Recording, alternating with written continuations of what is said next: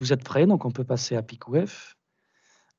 Donc, quand on parle de charge horizontale, bah, donc il n'y a pas que les charges verticales jusqu'à présent, que ce soit dans TAS Eldo, TAS Plaque, fond dessus, on peut introduire des charges horizontales. Mais que ce soit dans TAS Plaque, TAS Eldo, fond de prof, TAS Pi, on s'est focalisé sur la composante verticale des charges.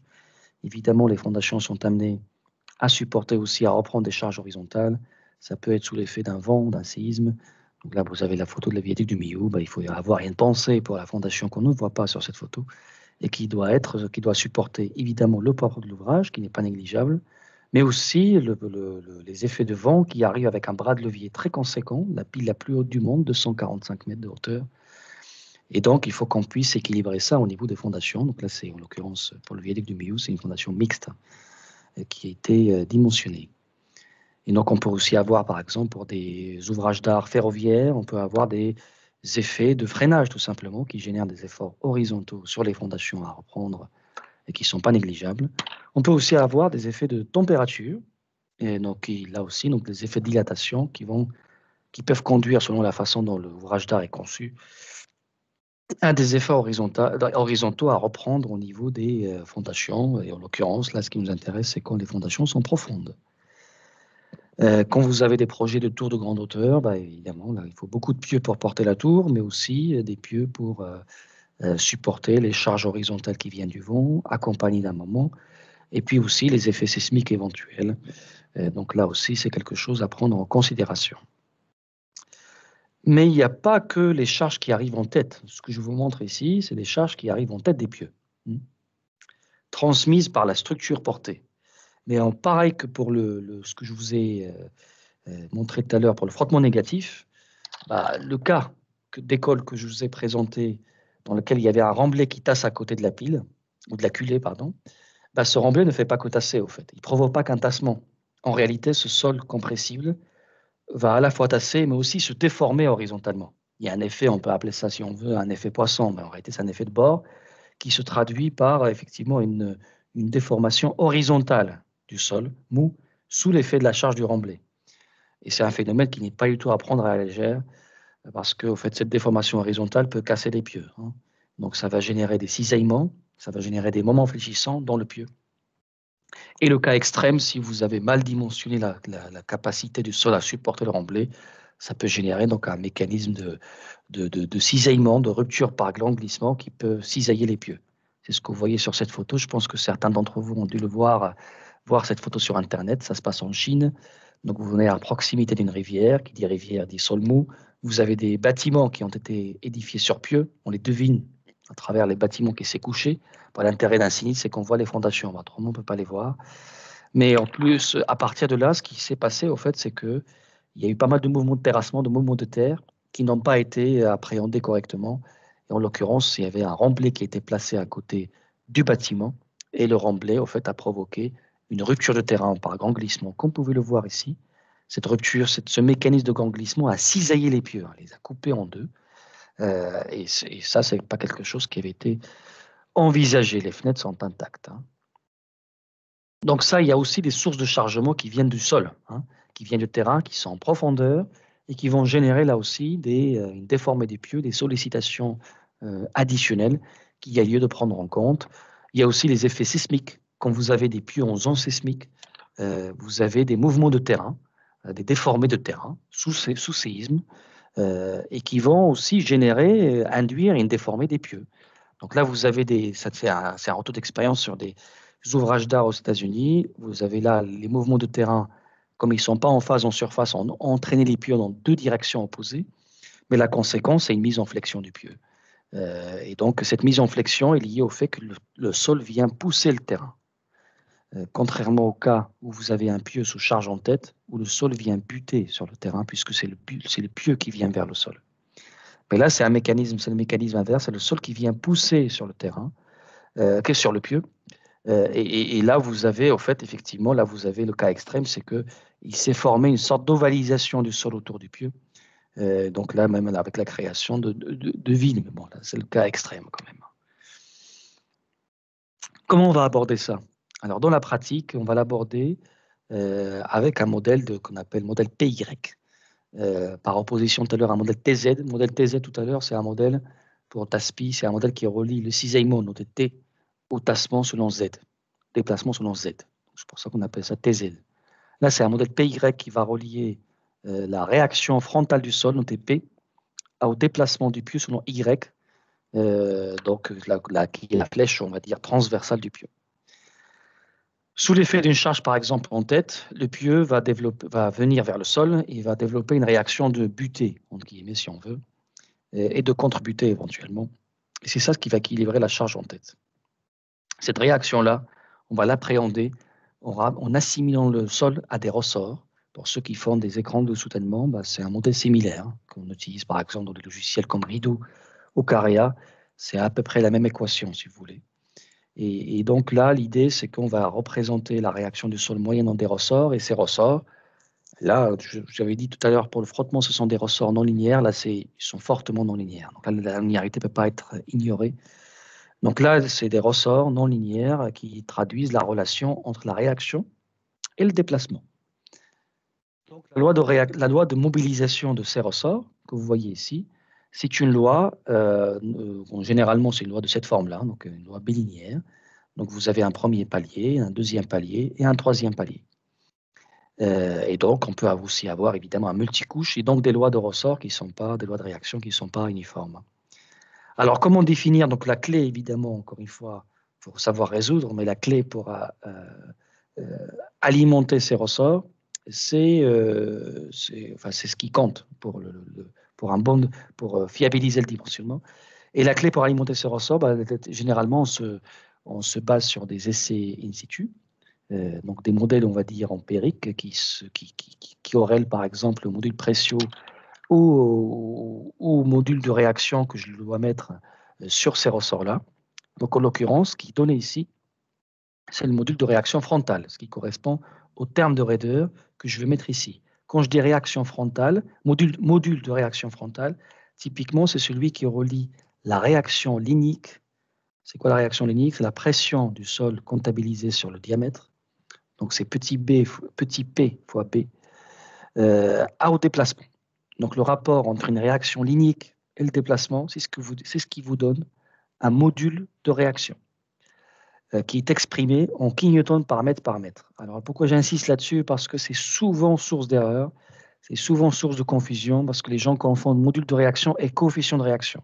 Quand on parle de module de réaction, c'est en kilonewtons par mètre, ça veut dire c'est quelque chose qui traduit le rapport entre une réaction linique et un déplacement.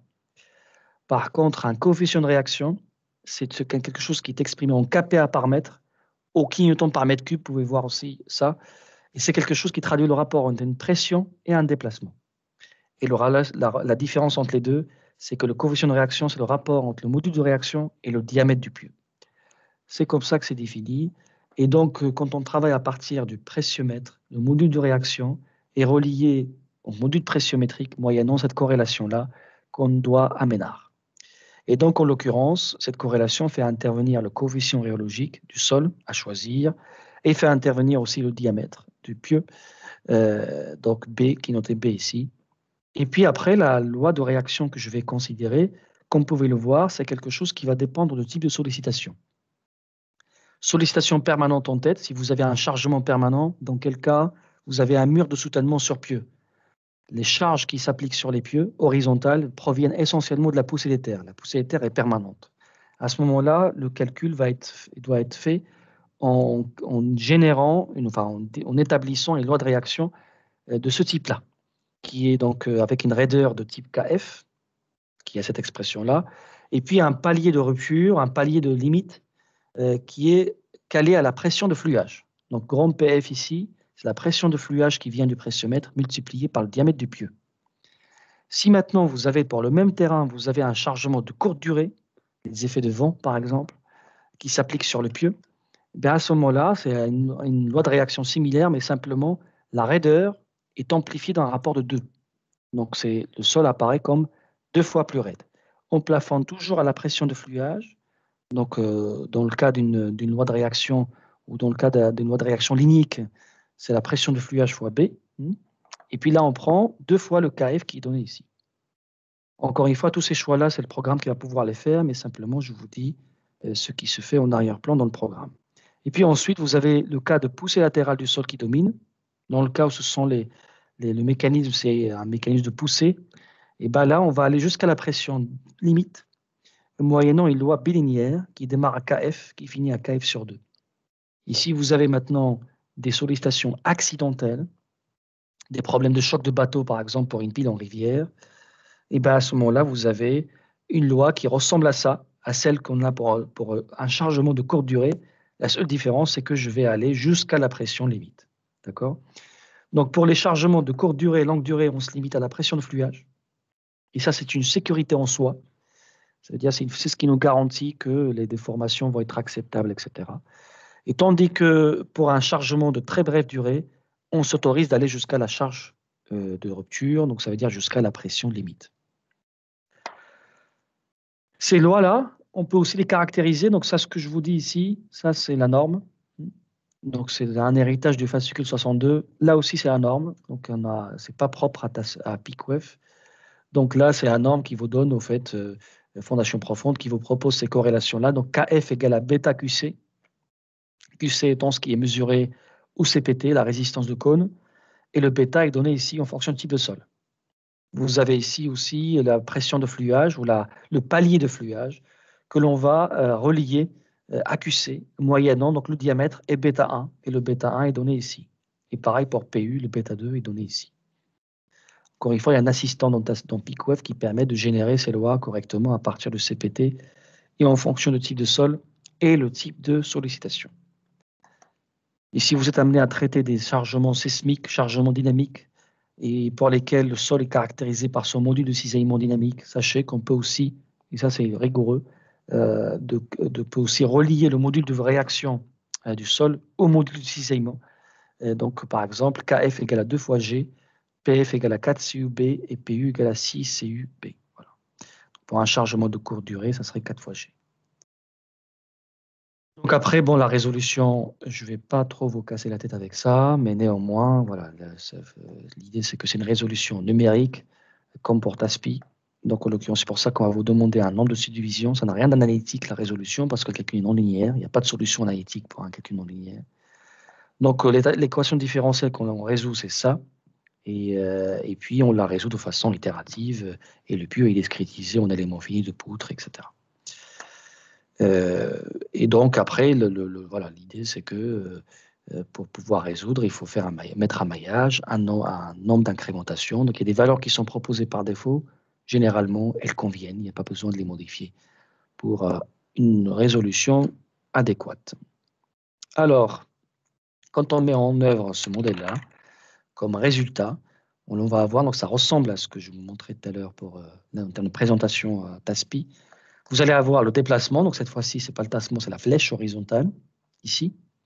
Vous allez avoir accès au moment fléchissant du pieu, dans le pieu. Vous allez avoir accès à l'effort tranchant dans le pieu, mais aussi à la réaction du sol. Tout à l'heure, pour TASPI, c'était le frottement. Là, c'est la réaction horizontale, la réaction frontale.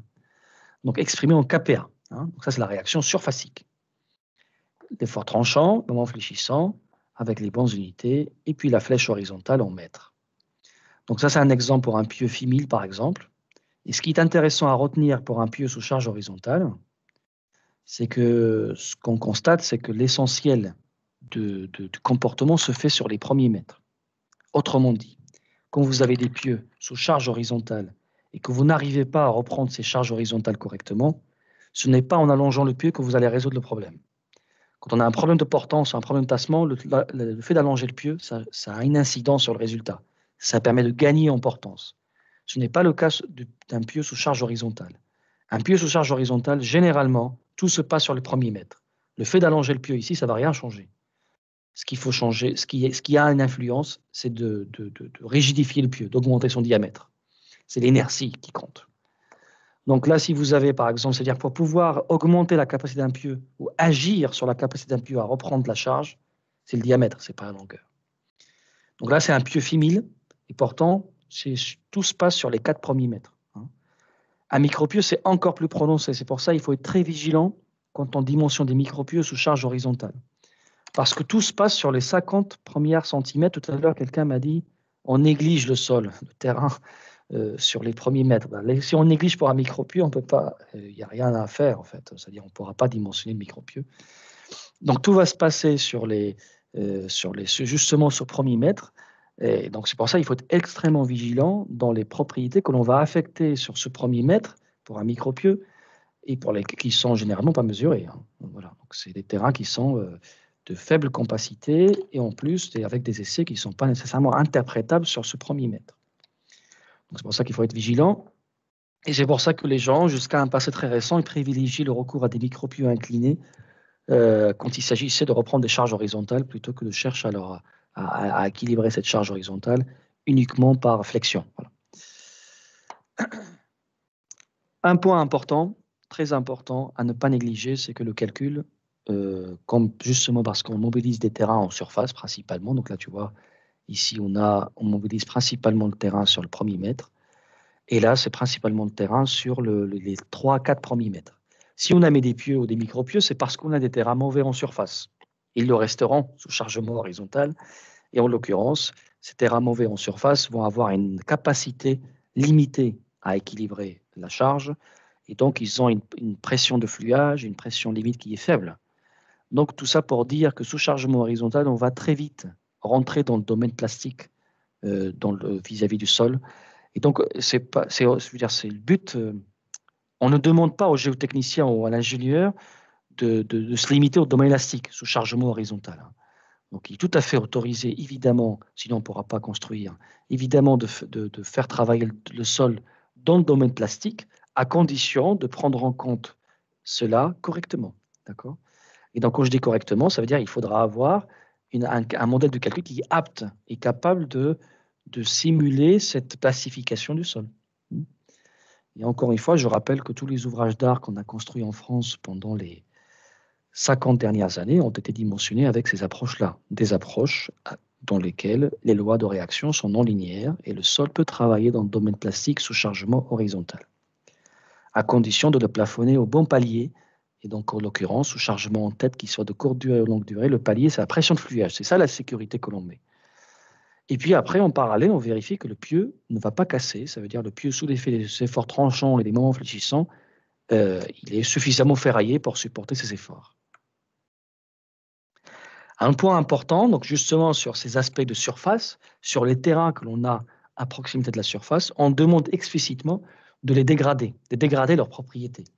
Donc on a par exemple défini un PL, par exemple une pression de fluage, un PF de 200. En réalité, on ne va pas travailler avec 200, on va travailler avec 200 multiplié par bêta. Et ce bêta-là, c'est quelque chose qui est réglementairement pris égal à 0,5. Et on ne prend la pression de fluage à plein pot qu'à partir d'une certaine profondeur. Cette profondeur-là, l'ordre de grandeur, c'est 2 à 4 fois le diamètre. C'est ce qui est recommandé donc, là, dans la norme. Ensuite,